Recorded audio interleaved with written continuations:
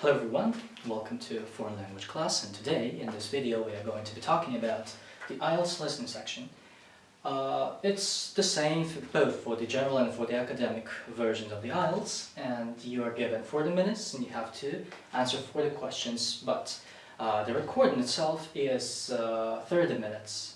You have extra 10 minutes to transfer your answers from the question booklet to your answer sheets. What actually can be said about listening? Not much actually, but I would like to give you some tips about types of questions.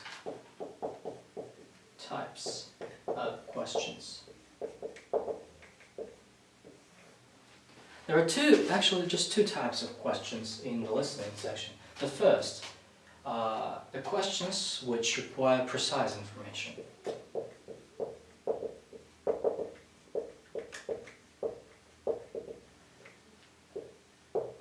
And the second type is where you just have to catch the meaning.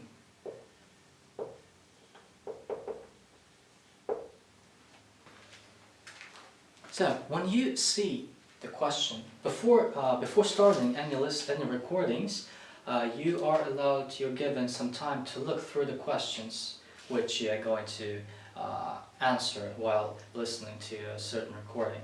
And use this time to analyze what kind of question is it. Does it require precise information, or you have to listen carefully, or you have to just give the meaning? Because understanding the kinds of questions, types of questions, will help you to tune yourself to a right mode of listening.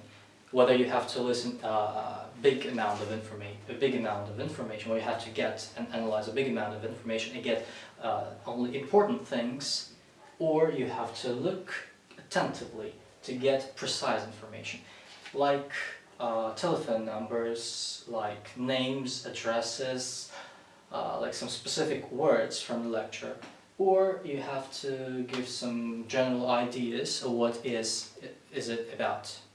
So, again, understanding the type of question which you are going to answer can help you to adjust yourself, adjust your hearing to a right mode, to what kind, either if you have to get some precise information or some general information. Let me show it, demonstrate it on an example. Alright, so here are some sample questions for the listening section of the IELTS. In this part, we have questions which require precise information. Here are questions which require meaning. Okay, let's look at the first part. The museum. It's name of the museum. You have to catch the name, which has precise information. When you have the questions which require precise answer, precise information, while looking at the question, try to decide what kind of answer you have to give. For example, here you have to give name, the name of the museum. Here, the museum closes at p.m. on Mondays. Time. Here, the museum is not open on. Since we have on, it must be day or date. State. School groups are met by tour guides in the means place. The next, the whole visit takes 90 minutes, including minutes for the guided tour. Since we have minutes here, it's time. Or period. Number. And the last question, there are something behind the museum where students can have lunch. There's something means that you have to have any noun where students can have lunch. It may be a cafeteria or something like that. So when you know what kind of information you have to write, fill in the blanks, and that this information must be precise, you adjust your hearing, your brain to get precise information. While when you have these types of questions, let's read the first question. The tutor thinks Sandra's proposal should be reordered in some parts, needs a content page, ought to include more information. This kind of question, in this kinds of questions, you'll hear recording, a conversation between, well, in this case, two people, the tutor and Sandra. They're discussing Sandra's proposal.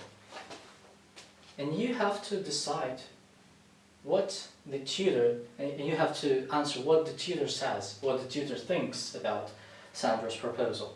Here you don't need precise information. Plus,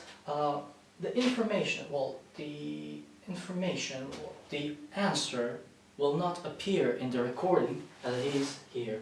You will not hear, you need a content page, as well as you will not hear, you ought to include more information.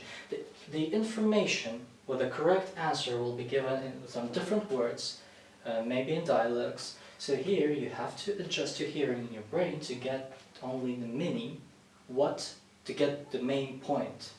So what the tutor thinks about Sandra's proposal.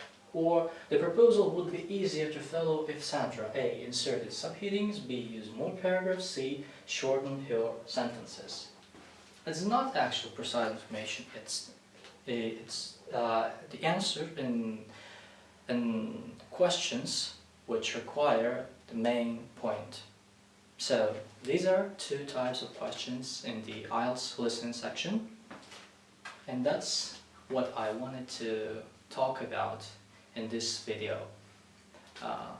That's it. If you have any questions concerning the IELTS listening or the IELTS in general, feel free to contact me. Thank you for your attention.